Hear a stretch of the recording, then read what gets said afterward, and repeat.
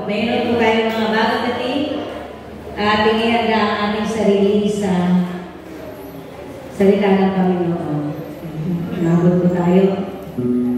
Patayin po muna natin ito ng kauntian.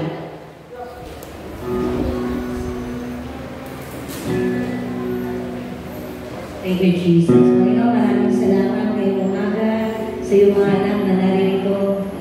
Kaya po, Panginoon, na ang aming mga puso, ang aming mga isipan, o Diyos, ay makapuon namin sa iyo. Narito kami, Panginoon, sumasamba, lumalapit sa iyo, Lord. Wala kaming kaya, pero ikaw ay punong-puno ng kakayanan, Panginoon, sa aming buhay. Salamat, o Diyos.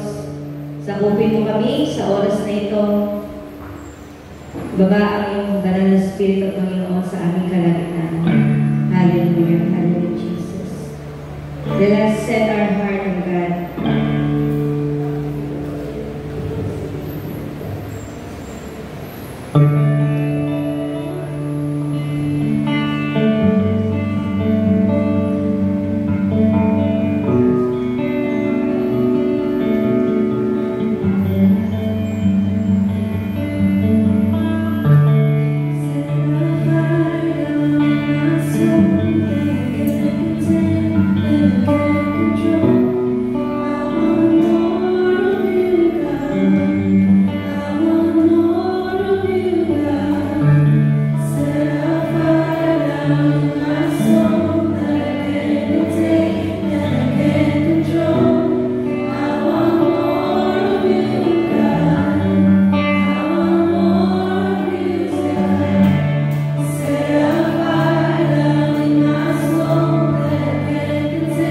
Thank you, Lord.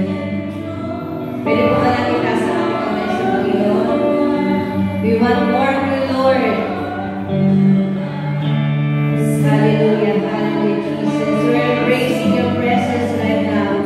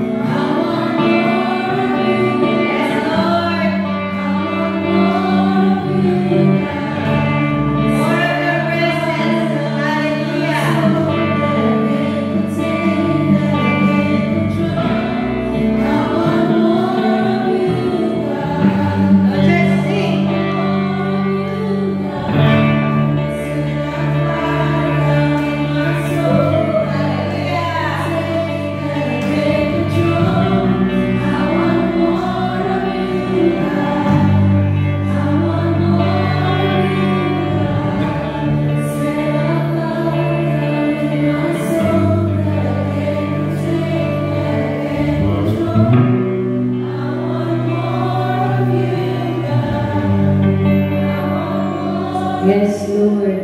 Thank you, Jesus. Thank you, Jesus. Salamat, Panginoon, sa iyong pagsama ngayong umaga. We believe, Lord, na may gagawin ka sa buhay ng bawat isa. Kaya, Panginoon, na mangusap ka sa puso namin, Diyos. Salamat, Panginoon. Salamat, salamat. Samahan mo kami. Amen, amen. Sige po, tayo po ay makaupo na. Palakpakan natin ang Diyos na buhay. Hallelujah. Pwede na po tayo makaupo.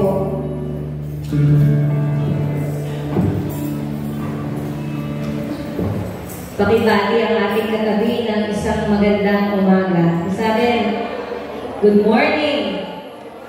Ang ganda mo ngayon. At mabango din. Sinabi ba ka? Ayan. Ako po ay naka-asayan ngayon kasi natanggal na yun. Sayang mo yung aking uniform. Natanggal na yung aming pag-aasaya ng Lunes kasi meron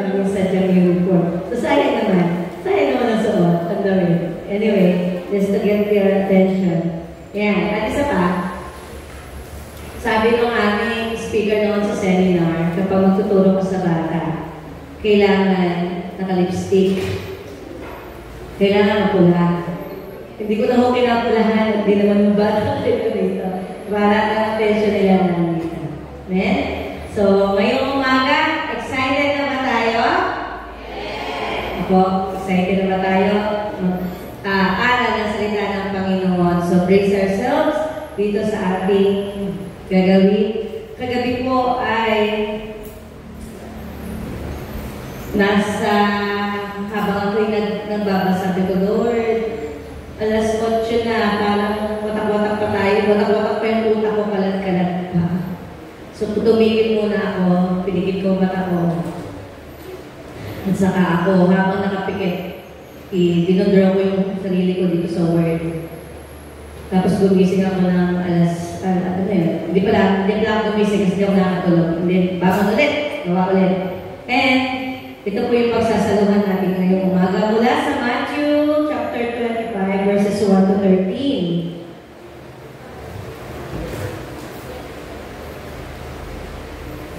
Meron ako dyan. Verse. Ayan po. So, English yan. Meron tayong mga Tagalog na binigay po sa Bible. Now, Matthew 25, 1 to 13.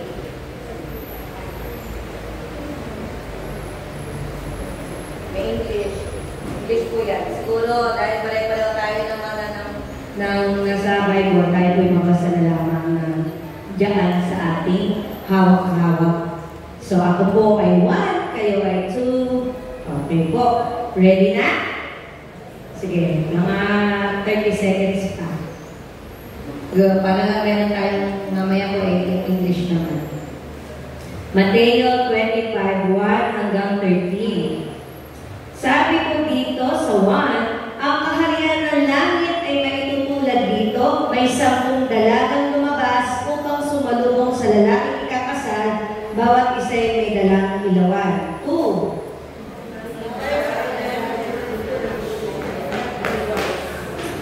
Ako 3. Ang mga hangal ay nagdala ng kanilang mga ilawan, ngunit hindi nagbaon ng langis. 4. Kayo po.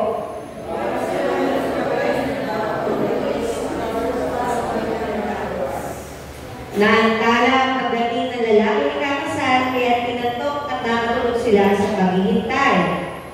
6.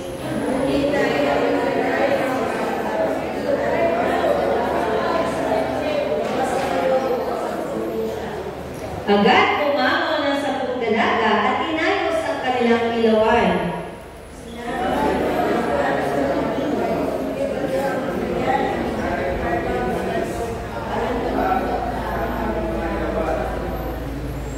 Bakit hindi ito magkakasya sa ating lahat? Baka hindi ito magkasya sa ating lahat. Mabuti pa'y pupunta muna kayo sa tindahan at bumili ng para sa inyo, tugon naman ng magtalino.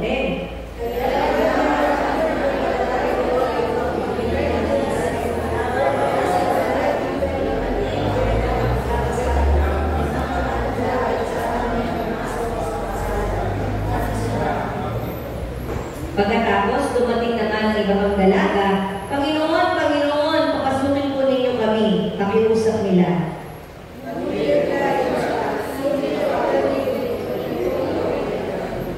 Pagkatapos ito'y sinabi ni Jesus, kaya't magbantay kayo sapagkat hindi ninyo alam ang araw o ang oras man. Salamat sa Panginoon sa kanyang salita. Ito pong Matthew 25, hanggang 1 to 13 ay parable. Po.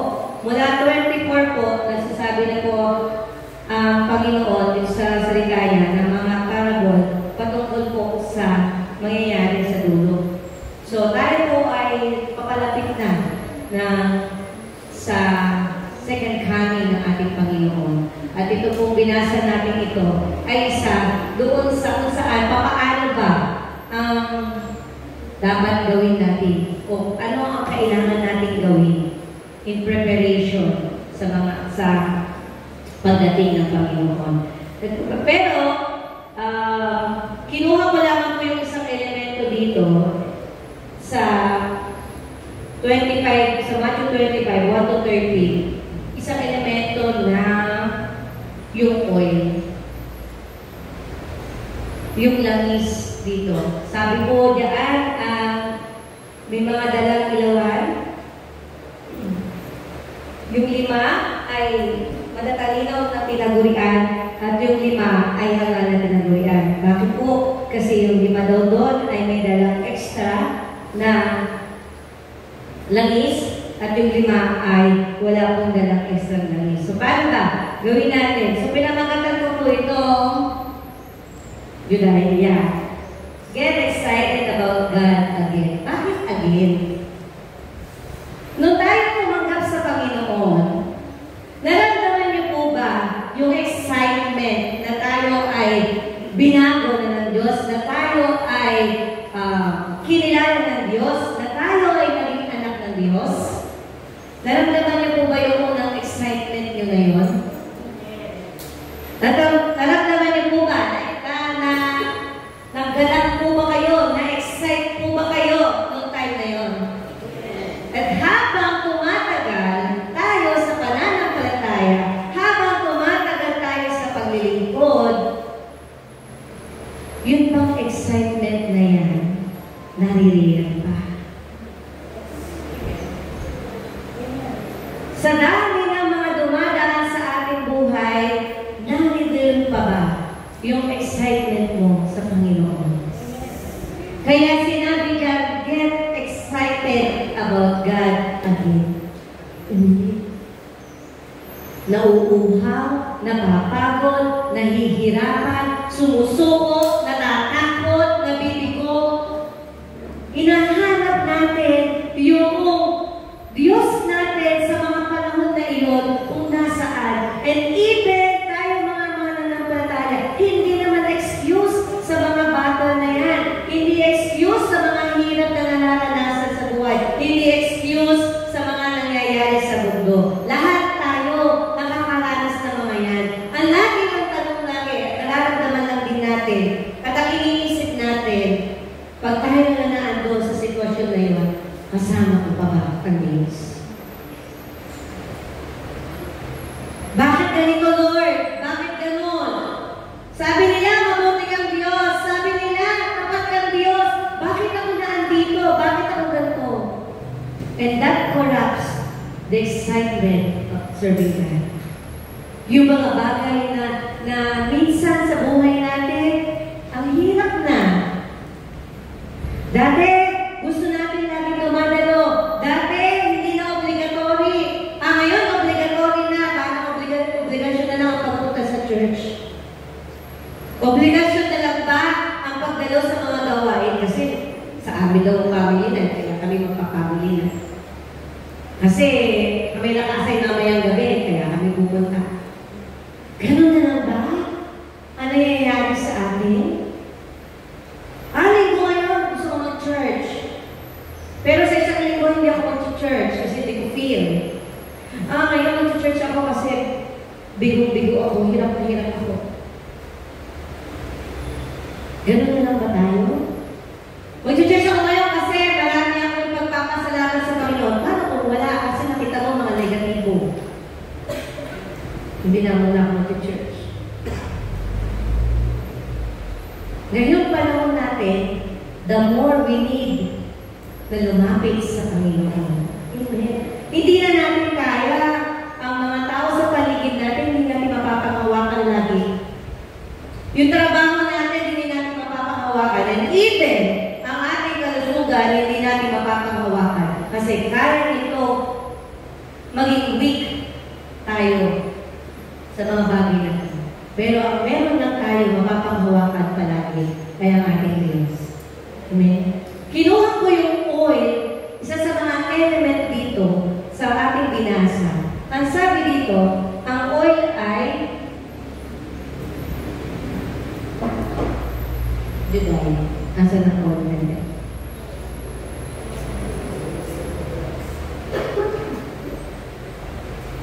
Sabi yan, oil symbolizes the Holy Spirit by representing divine power, empowerment, consecration, and healing.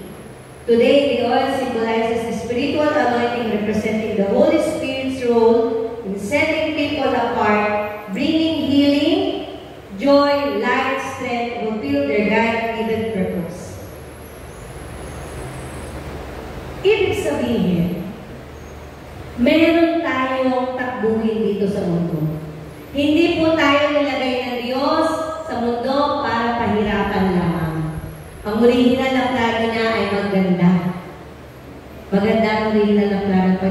Kaya nga nilikha ang tao eh. Gusto niya yung tao, mahal niya ang tao. Pero dahil nasa fallen world tayo at maraming kasalanan na, iyan na nangyari. Nalilimutan na natin na meron tayong purpose. Meron tayong pinutungo dapat. Hindi tayo gigising sa umaga, kakain, tutulong, magtatrabaho, kakain, tutulong, magtatrabaho. 7-11.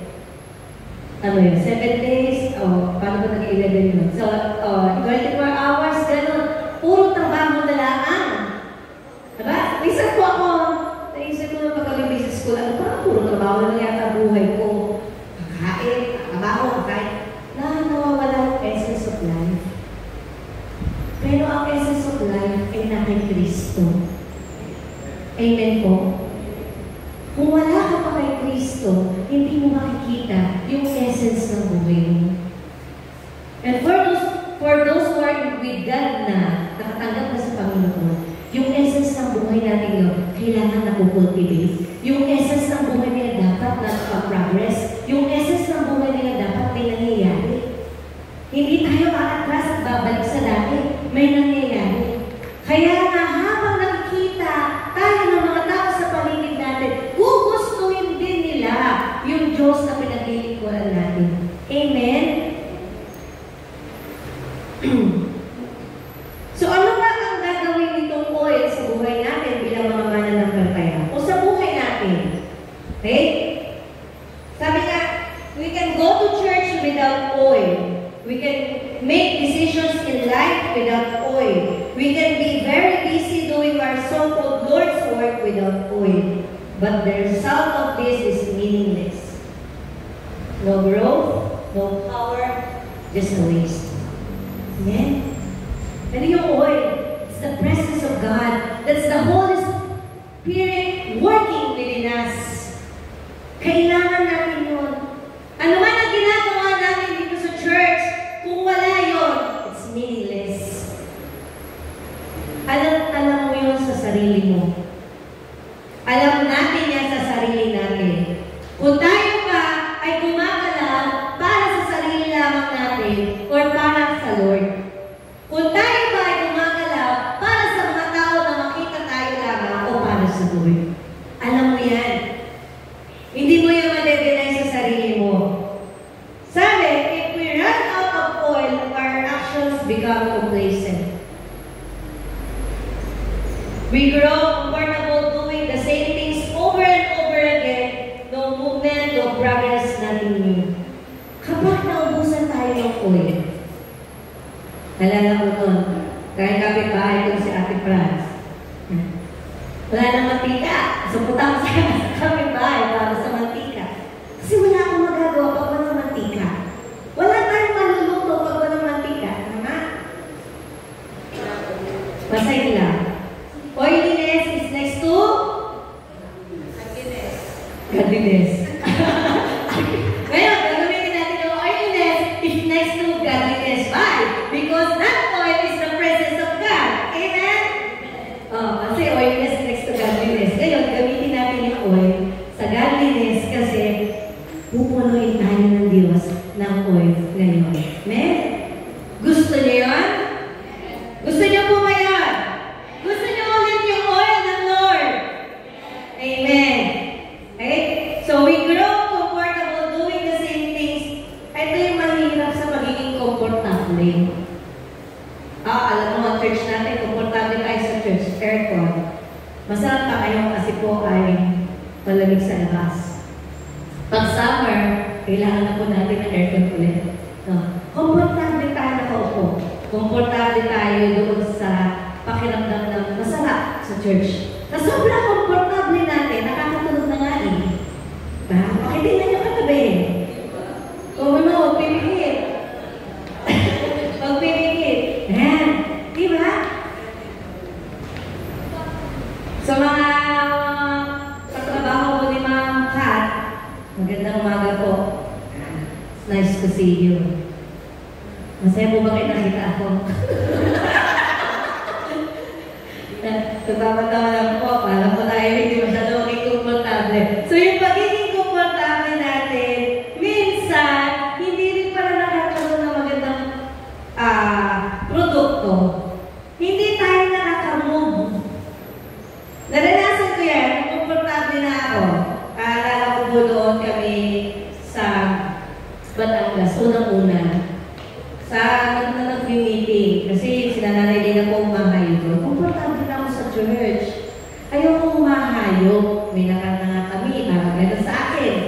patawarin niyo po ako, nililito po itong puso ko. Ayan. Pero alam mo na, Pastor ko, ayoko talaga. Sabi ko na ayoko magtatangas. Kasi yung Sabado sa akin, ang matindang po ng Sabado para panahon ko. Panahon maglaba, panahon maglinis, panahon sa iba pang trabaho. Kaya sabi ko, para kayo na. Silang nabaya po, si Sir Kuya Joey, may narinig daw sila sa Lord. Sa isip-isip ko, kayo na makarinig. Kasama niyo ako. Kasi gano'n po. So, komportable ako dito. Ayoko na lumabas. Pero wala tayong choice. Kaya kailangan natin sumunod. So, sumasama ang Sabado. So, hanggang nasanay yung katawan ko may Sabado. Meron pa ulit ngayon. Yung meeting ng mga pastor, kada first Saturday of the month.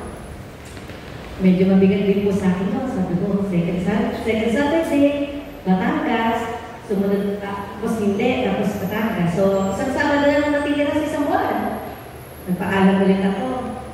Hindi ko, hindi ko po kaya na-attend pa ng meeting ng Central.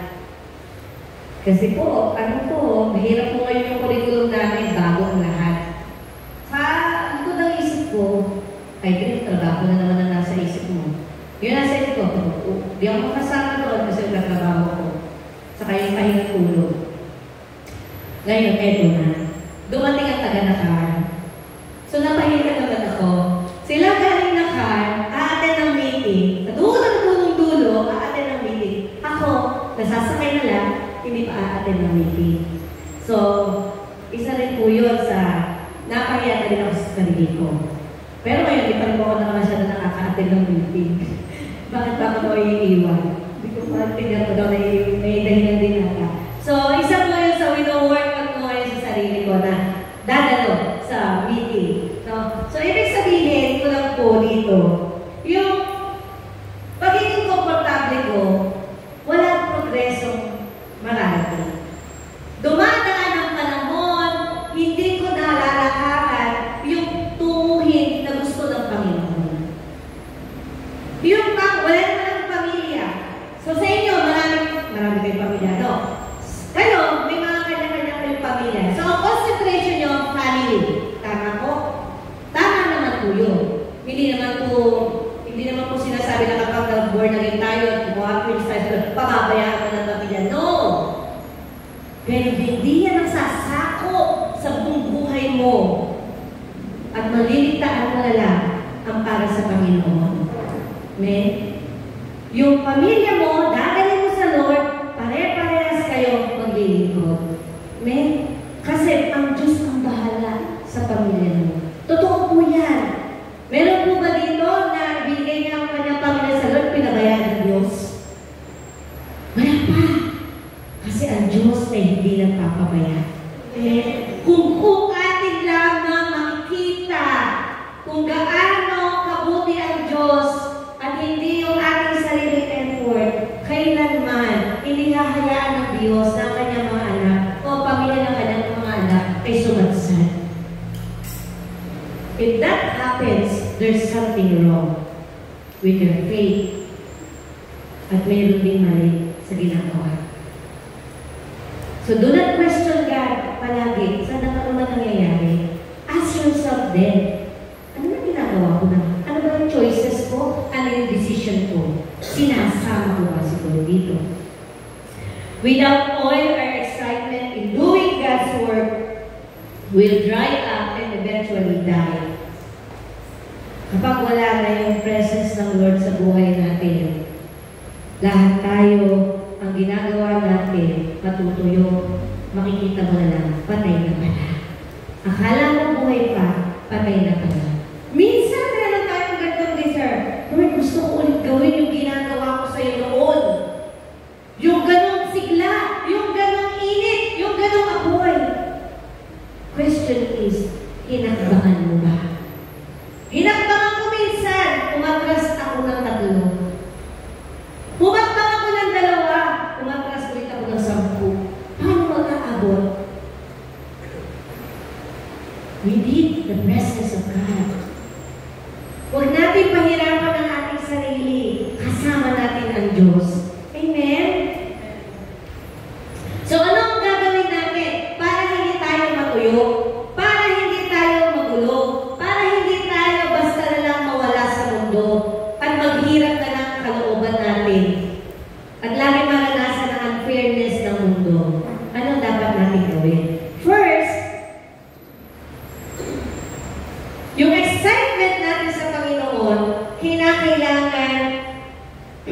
Get excited about dwelling in His presence. Psalm 91:1, whoever dwells in the shelter of the Most High will rest in the shadow of the Almighty. Amen? Nagagawa ba natin yan? Pahinga sa Diyos. Ang sarap magpahinga sa Panginoon. Amen? Gusto niyo po yan? Minsan, pagod na tayo, Lord, gusto ko na ng pahinga. Payakap sa'yo. Lord, hihirapan ang buhay ko. Bakit ganito? Wala nang tamang nangyayari. Gusto ko dyan sa tabi mo. Gusto ko magpahinga. Let us dwell in the presence of the Lord. Staying in His presence all day long. Hindi ito yung pagising mo lang sa umaga. Ito yung alam mo, kasama mo ang Diyos sa maghapon. Yung Espiritu mo, alam mo, kinakausap ng Panginoon. Aware of His presence throughout the day. Kaya, minsan, di ba? Sa mga Kristiyanong pigil magalit. Kasi may presence ng Lord. Gusto mo nang magalit. Gusto mo nang isang suntok-laan. Pero hindi pwede. Kasi the presence of the Lord is dwelling in you. Diba? Minsan, tayo mong gano'n, yung lagi kong din naririnig ko sa mga nagbibigay. Lord, ngayong araw lang na to, makaisa na mo. Alis muna tayo sa presence. Pwede ba yun? Pwede ba yung gano'n? Nako, pag nangyari yun sa atin, ang hirap makabalik. Maniwala kayo, mahirap makabalik po. So, ang Diyos, sa pag-isip pa lang natin sa umaga, hindi matakot ang Diyos. Alam niyo po, kahit tayo ay marami nagagawang mali sa Panginoon, kahit tayo ay napalayo na malayo sa Panginoon, isang tawag mo na, andyan na ang Diyos. Isang lapit mo na, ihimuin ka ng presensya ng Panginoon. Kahit sinong tao, kahit napakabait na tao yan, kailangan yan ng presensya ng Diyos. Amen? Huwag natin ialis sa ating mga sarili. Kailangan aware tayo. Halimbawa, galit na galit ka ngayon. Yung pagiging aware mo sa presence ng Lord, kailangan yung wisdom mo. Galit ka ngayon, ano yung gagawin mong reaction? Ano yung makikita ang reaction sa'yo ng tao? Sabi to, nag-church to dati, Christian to, asawa ka ko ng pastor. Pastor din to. So ano ang makikita sa atin kapag na-agitate tayo? Sinusubok talaga tayo minsan eh. And Lord! Diba? Kaya pag bumitaw tayo, ayun na, mapupulaan tayo. Pero pwede tayo bumalik. Huwag kada tayo, hindi ba pwede tayo bumalik. Balik lang tayo sa Lord. Next, get excited about renewing of your mind. Sabi dyan, Romans 12:2, do not conform to the pattern of this world, but be transformed by the renewing of your mind, then you will be able to test and approve what God's will is. His good, pleasing, and perfect will. Tayo na nakakilala na sa Panginoon, mahirap ihiwalay ang isip basta-basta. Lalo po ngayon, na access natin sa social media ay lagi nandyan. Pag mulat mo lang ng mata sa cellphone na, sino pong guilty dito? Ang hanap ay cellphone. Huwag na po natin taas ang ating mga kamay. Pag gising mo, kapano ng cellphone, saan napunta yung cellphone? Hindi ba yung pagmulat ng mata, ulit, magpipray? Si Lord ang nasa isip. Dahil ang dami nating access sa social media, lahat ng nababasa natin doon, it corrupts our mind. Minsan, hindi mo naman issue yun, nagiging issue sa'yo. Hindi ka naman kasali doon sa usapan, naging apektado ka na. Oo nga, pare, yung gato, oo nga, mare, kasi nga gato. Lumawa ka na lumawa, hindi mo na nakikita, yung puso mo dumumi na rin. Bakit? Minsan kaya tayo naging apektado, may dumi din tayo.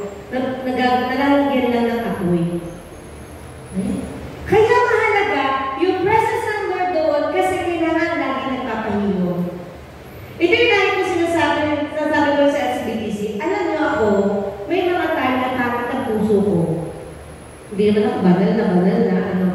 Bakit ang puso ko? Outright, nakikita ko yun. Sabihin ko sa Lord, Lord, bakit ang puso ko? Bakit ngayon? Ayoko nito. Ayoko tumagal. Kung ngayon gusto kong alisin mo, palitan mo ito, kasi haharap ako sa kanya ngayon. Alam niyo yun? Yung, hindi nga lang naiinis ako sa kanya, meron tayong gano'n naiinis ka pala doon, hindi alam. So, kailangan mo ayusin yung puso mo pagharap sa kanya. Kasi pag hindi mo inayos yung puso ko, bakit naalala sa bibig ko? Bakit na ikikilos ko? So, mahalaga, itong puso natin ay aayos. Renewing our mind. Yung ating kaisipan, kung anong ilalawin ng isip mo, pumapasok sa puso mo, lumalabas sa bibig mo, kumikilos ang kamay mo. Ayan? Ganun ang nangyayari. Kaya kailangan, we have to think differently. Hindi tayo titingin doon sa isipang makamundo. Ang isipan mo dapat kung paano isipin o kung paano mag-isip ang Diyos. Kung ito yung sitwasyon mo ngayon, ang iisipin natin, kung si Jesus nandito, paano kaya ang gagawin niya? Kung si Jesus ito, ano ang gagawin ni Jesus? Ngayon, dahil tayo ay napupulyot na ng social media, ang bilis natin mag-react. Ang bilis natin kainin ng mga nasa paligid. Alam niyo yung mga nasa media, iniinggit lang din madalas tayo. At habang naiinggit tayo sa mga bagay-bagay na yan, nilalason yung puso at isipan natin. Hanggang sa makita mo na lang ang sarili mo, hindi ka pala sapat. Kulang ka pala. Bakit ako ganito? Ba't siya gano'n? Ang pangit. Diba? At kung makikita mo ang sarili mo, you are precious sa pangharapan ng Panginoon at meron ka kakayanan gawin ang mga bagay na yan na ipapagawa ng Panginoon na may ibibigay din ng Diyos sa iyo sa tamang panahon. Makikita mo, maganda pa rin ang buhay. Gigising kang masaya, gigising kang nagpapatuloy. Amen? Iba po yung nabubuhay, nabubuhay na sa nabubuhay. Okay? Magkaiba po yun. Yung nabubuhay ay mahal na yung buhay niya. Excited siya palagi. Kasama niya palagi yung positibong pananaw na may mangyayari pang maganda. Pero yung nabuhay na lang, yun po yung kakain, tutulog, magtatrabaho ka hanggang hintayin kapag edad. Hintayin ang madins. Mabuhay tayo. Pakisabi sa katabi, mabuhay ka. Yung totoong buhay. Yung totoong buhay. Huwag laging pasad mo, daigdig. Life is beautiful. Amen? Masarap mabuhay. Laging kasama si Jesus. Amen? So let's get excited with that. Kasi Jesus is here. Kasama natin ang Lord. Mahirap kapag yun, nawala na tayo sa mundo, hindi mo pa nakasama ang Panginoon. Yung verse dito sabi, hindi ko sila kilala. Sinarado yung pinto and we don't want that to happen. Diba? Nahuli yung mga virgin na nila kasi bumili pa ng oil. Sarado na yung pinto. At ayaw natin sumarado ang pinto natin. Ay, ang pintuan ng langit sa atin. Amen? Kung dito mahirap na ang buhay, mas mahirap doon sa kabilang buhay na hindi kasama ang Diyos. Mahirap talaga po yun. Dito, mahirap na talaga doon na nakakaiyak na kung makikita natin. Then, 3, get excited about cultivating a life of worship. Psalm 34:1, I will bless the Lord at all times. His praise will continually be in my mouth. Ito po yung sabi ni David. Si David po ay naman din po naranasang hirap sa buhay. Ikaw ba naman yung pag-isip mo sa umaga, iniisip mo na kung mabubuhay ka pa kasi naandyan kabilaan yung kaaway na gusto pumatay sa iyo? Aba, ako sa loob na hindi ako lalabas. Kung man yun. Diba? May sin din siya. Pero, ang sabi niya, I will bless the Lord at all times. His praise will continually be in my mouth. Ibig sabihin, kahit anong season, kahit anong panahon, kahit anong reason, we will praise the Lord. Amen? Amen?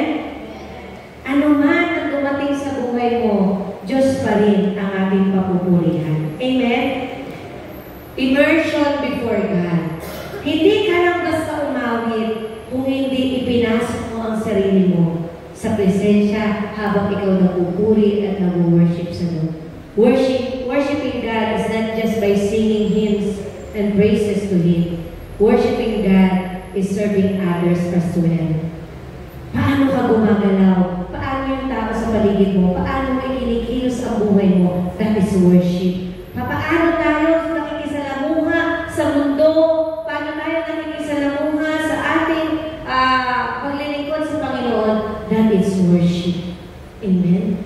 So, huwag iwawala. Lagi may dahilan para tayo ay sumamba sa Diyos na dakila. Amen? Amen. Pwede ba natin palapakan ng ating Diyos na buhay? Praise God! Hallelujah! Hallelujah! Commitment to praising God in all circumstances. Commitment. Ibig sabihin, hawak na natin ito. Hindi lang ito basta kung ano lang. Nilagay mo yung sarili mo. Para ba sa mag-asawa? Diba? Sa mag-asawa, hindi pa laging lababol ng isa't isa. Hindi pa laging sweet.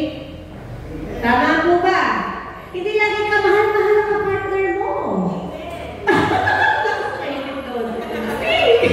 Lord, sorry po. Hindi laging masaya yung pagsasama. Hindi laging bed of roses. Pero dahil may commitment, dahil nakapaloob yung commitment, hanggang dulo magsasama tayo. Amen? Yun din yun. Dahil may commitment tayo sa Diyos, hanggang dulo ng buhay natin sa Diyos tayo. Amen? Amen. Mga yun, mag-aasawa, kahit hindi nila babol paminsan-minsan, ha? Mga asawa. Mas maganda pa rin na may asawa. Mia, si Atty. Okay.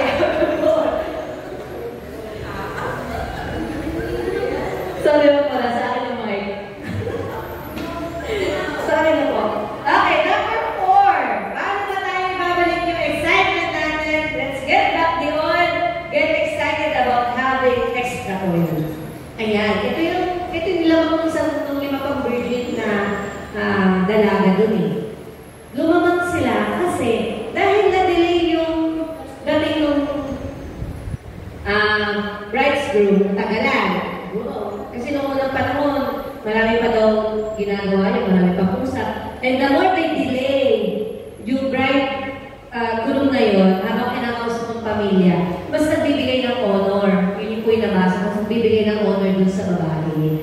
At dahil maaga sila napunta doon, bukas na yun daw, ay nakatulog na yung mga dalaga o yung mga abay. Sige, ilagay po natin sa ating salita na lang. Yung mga abay nakatulog na. Dahil yung 5 abay doon, may isip, nag-prepare sila. Naisip na baka kamali. Nagdala sila ng extra oil. Pero yung 5, walang dalang extra oil. Kaya nga kung pagbalik nila, nasaraduhan na sila. Tayo ba? Pag dumating si Jesus, nasaraduhan ba tayo? Ayaw natin yan. We need to have that extra oil. Yung extra oil na yun, spiritually prepared. Hindi tayo sa dulo ng buhay natin magpe-prepare. Ngayon pala, pine-prepare mo na yung buhay mo sa susunod. Kung masyado na tayong busy sa pagpe-prepare ng future natin sa mundo, kamusta yung pagpe-prepare natin ng buhay natin sa susunod? At yung buhay natin sa susunod na yan, umpisahan mong i-prepare na kilalanin mo si Jesus. Umpisahan mo i-prepare yung susunod mong buhay na ibalik mo yung relasyon mo sa Diyos. Umpisahan mo i-prepare ang iyong buhay sa susunod na buhay na kinikilala, minamahal, at pinupuntahan ang Panginoon. Amen? Wala na tayong dahilan para bumalik pa. Wala na tayong dahilan para umatras pa. Ang punta na natin ngayon kasi malapit na dumating ang Panginoon ay papunta sa Kanya. Amen? Huwag lang atras. Kung wala pa kayo sa Panginoon, piliin mo pumunta na sa Panginoon ngayon. Kasi yung buhay mo nakasalalay doon, yung next life mo nakasalalay, kung paano ang Panginoon ay tatanggapin mo sa buhay mo. Libre na ang pagtanggap. Libre na ang buhay na walang hanggan. Ang Panginoong Hesus lang ang daan. Church, ako'y namamanhik sa ating lahat. Huwag tayong maging complacent sa Diyos habang tayo naglilingkod. Ibigay na natin yung dapat natin ibigay. Kasi yun lang ang meron tayo. Kaya na i-provide naman ang lahat. Ibigay mo naman yung oras sa Kanya. Amen?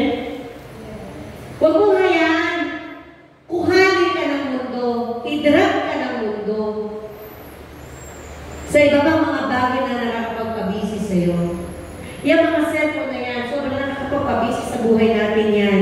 Kaya ako nagtanggal ng app ng Facebook sa cellphone. 2 hours ako nagre-reels. Sipin nyo yun, hindi pwede ko naman ipanalangin ng 2 oras.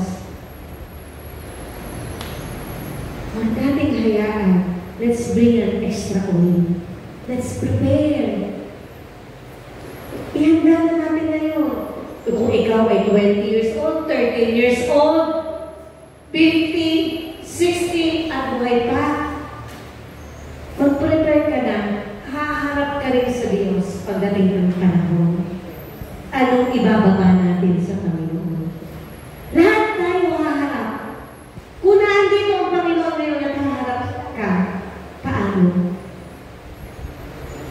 Anong ilalapit mo? I-judge lahat tayo. Mabuting gawa, hindi magandang gawa, i-judge yun lahat. And lahat tayo ang gusto natin marinig sa Panginoon. Hindi yung hindi kita kilala. Ang gusto natin marinig, welcome. The good and faithful servant. Yan ang gusto natin marinig. Church, pakinig na ng isa't isa. Please, dito po sa akin, mga nagpamilalan sa Panginoon, huwag natin hayaan mawala ka sila. Huwag natin hayaan lumayo pa sa Panginoon. Amen. May mga bago tayo ngayon na nasa church. Di ba kung may kilala sa Panginoon, let's give them Jesus before they leave the church. And bigay natin ang Panginoon. Always have an extra oil to be effective witnesses on earth. The extra oil of trust and obedience that will not be moved by the uncertainties of life. Wala tayong mapapanghawakan. Lahat nagbabago sa mundo. Nalala ko ng pandemic, doon talaga ako nag-wake up call po sa akin yun. Isang kidlat lang, wala nang buhay. Natapos yung isa, gumaladuate, natapos niya yung kanyang kurso, pagkatagal-tagal. Nagka-COVID, patay ka agad. Hindi pa niya nagagawa yung kanyang pinapangarap na trabaho. Lord, mabilis ang buhay. Tak. When meron mamatay, ako 5, 10. Lord, ganun lang ang buhay. Pero, kung nasa Kristo ka, kahit mawala ka ngayon, may buhay pang susunod. Amen? Let's have that commitment. Let's bring the extra oil. Number 5, get excited about intensifying your prayer life.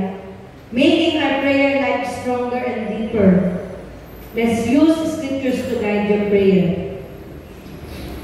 Consistency in daily communion with God through prayer. Hindi po ito yung panalangin na lagi, Lord, ikatanong po kami, maulong po nyo ng dugo, salamat po sa food. Kailangan natin na mag-go deeper doon sa ating pananalangin. Kaya may nilagay po ako dyan na use scripture to guide your prayer. Yung binasa mo, ilalagay mo din sa panalangin. Halimbawa, Psalm 23, The Lord is my shepherd, I shall not want. Lord, sabi mo sa iyong salita, Psalm 23:1, You are my shepherd. Dahil ikaw ang shepherd ko, Panginoon, ipupulungay ko itong pangangailangan ko. Yun, isa po yun sa go deeper sa prayer natin. Mayroon tayong laman, may scripture. Scripture, cast all your burdens upon me and I will give you rest. Lord, bigat na ako. Problema mo yung anak ko, problema mo yung katrabaho ko, problema mo yung boss ko. Pero sabi mo sa iyong salita, cast all your burdens upon me and I will give you rest. And Lord, ito yung gusto kong gawin mo sa buhay ko. That is the scripture na my prayer. That's why the Word of God is very important. Ito yung gamit natin. Hindi palagi ang sagot ay ang kwentuhan sa paligid. Hindi palagi ang sagot ay yung may unload mo sa Kanya ang iyong problema. Ang sagot natin palagi ay ang salita ng Diyos at panalangin sa Kanya. Amen? Yes, you can unload all your worries to your seatmates or to your classmates or to your friends or kung kanino man. Pero most importantly, you unload it sa Lord. Amen? Bago ang lahat, i-unload mo sa Diyos. Alam ko po, sa bawat isa sa atin dito, may naman niya mga puso na yan na hindi nasasabi kahit kanino. May mga takot siya mga puso niya na walang may alam kundi ang Diyos. May mga worries and anxieties yan na ang may alam lang ay ang Diyos. Bakit hindi mo ibabag sa Diyos? Amen. That's the power of prayer. May mga nandito, last ng hukot, last ng PC, papunta na sa depression. Do not lose that. Kasi may Diyos. Amen? Huwag niyo mahahayaan mawala yun kasi may Diyos. Amen po? Consistency in daily communion with God through prayer. Kailangan consistent tayo manalangin. Huwag lang yung alam nating panalangin. Laliman na natin. Higitan pa natin yung panalangin at paglapit sa Diyos. Our family needs prayer. Walang ibang tutulong sa atin kundi panalangin. Communion with God ang panalangin. Kung yun, di ba? Kapag nakikipag-usap ka, mas lalo ka nagiging close, eh, di gawin na natin close tayo sa Lord. Pray ng pray. Wala naman yung overdose. Di ba? Wala po. Oh, si Lord, paano na kaya natupad yung prayer ko? Ay, yung aking prayer request. Eh, dami namin sabay-sabay na nanalangin ngayon. Kasi ang Diyos, alam niya lahat ang panalangin ng bawat isa. Lahat yan, nabibilig niya. Sabi nga sa Biblia, kahit yung buntong hininga mo, bilig ng Diyos ang alam niya. Ay, Lord, siya talaga. Oh, alam ng Lord yun. Kahit buntong hininga mo. Diba? Yung nalaglag mo sa akin kanina, alam ng Diyos. Yung ba kaya pinagdadaanan mo ngayon? Hindi alam ng Diyos. Alam ng Diyos. Kaso ang tanong, lumapit ka ba? Ininapit ba natin ang sarili natin? Huwag kang mahiyang lumapit sa Diyos. Lagi niya may dalawang kamay na yayakap sa atin. Ngayon, tingnan ang katabi. Pagod ba yung katabi mo? Ilapit natin sa Lord. O baka kailangan na niya ng milk tea at ice cream at nachos. Ay, ang favorite ko yung mga estudyante ko dyan sa tabi-tabi. Let's get excited again with God. Hindi tayo ma-excite lang sa event o sa program. Mismo sa Diyos. Yung Diyos na may makakagawa ng lahat. Yung Diyos na kahit ngayon kayang baguhin ang buhay mo. Doon tayo ma-excite. Yung relasyon na ino-offer ng Diyos natin. At panghuli po, sa ating conclusion, we get caught up with so many things in life that we forget one thing, the excitement of yielding to God. Yes, ang dami nating worries sa buhay. Lilimutan natin na habang na-excite tayo, na-excite din ang Diyos. Di ba nga sabi nga, kapag may isang tumanggap sa Panginoon, na kaluluwa, nandiliwang ang mga anghel. And that excites God. At kapag na-excite ang puso ng Diyos, biyaya ang kasunod. Amen? Let's yield. Huwag tayong basta-basta tumuko. Let us not lose our oil. Use it to serve God with excitement until His second coming. Refill your lamp with oil. Stay spiritually filled and passionate in serving God. Church, yung oil, the Holy Spirit, the presence of God, hindi kailangan mawala yan sa atin. Yan lang yung fuel natin to go on sa buhay na hindi tayo makabot.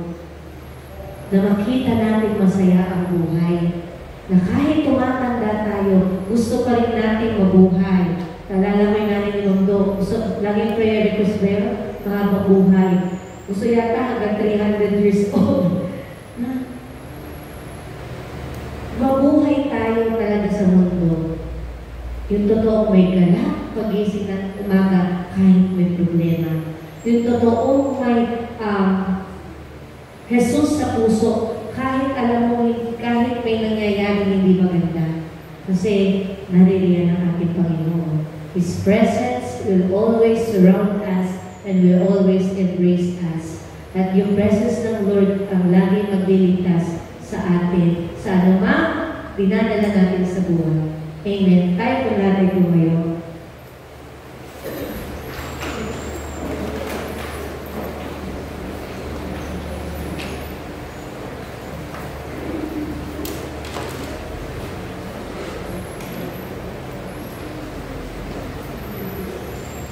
Kung meron po dito hindi pa kumikilala sa ating Panginoon, hindi ba po tumatanggap sa Panginoon, maaari ko po ba panayahan dito